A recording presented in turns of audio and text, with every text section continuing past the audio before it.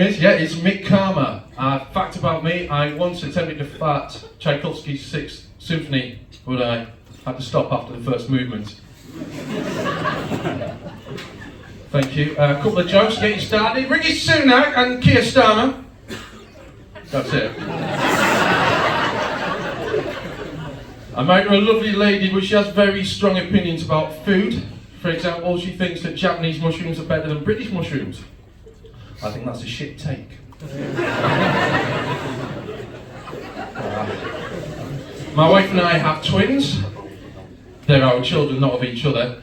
And I took the family shopping at the weekend for a big trip out. We'd been out for a few hours, I know, because we just left the first shop.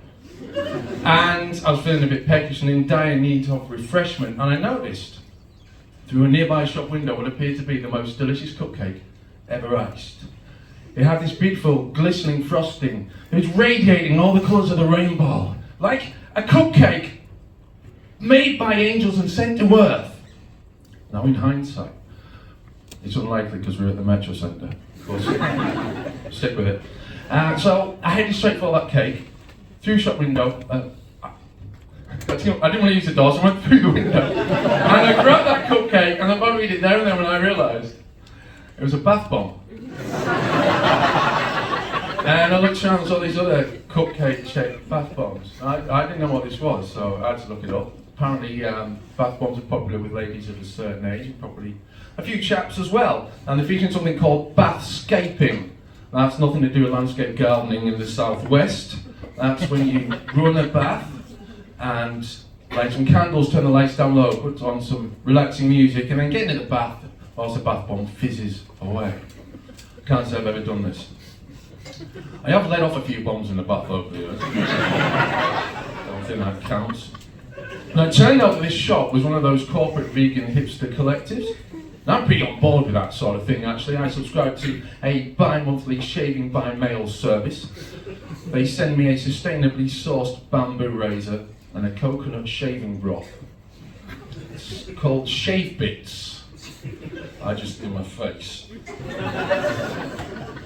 And I'm also quite into meditation. It's difficult to get started, but you can do an online course that the Buddhists provide. Anyone can do it. You sign up at www.buddhistmeditation.com.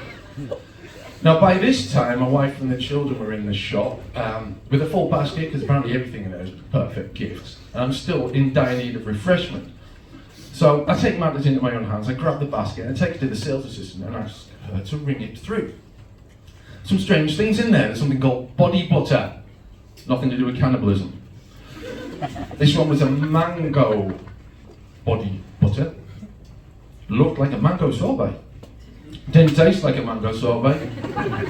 And there was something called a spearmint hair jus, which just looked like washing up liquid. There was a bottle of something. This is absolutely real. Something called nut milk. I don't want to know what the sustainable source for that is.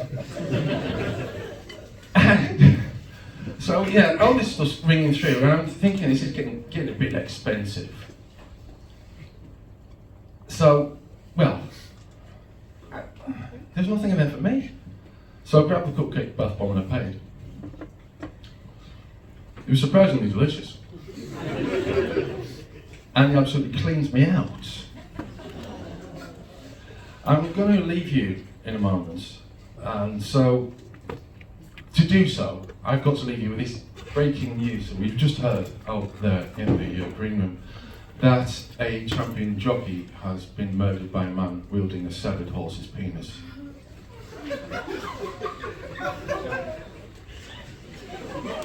Police say he's been beaten by a length.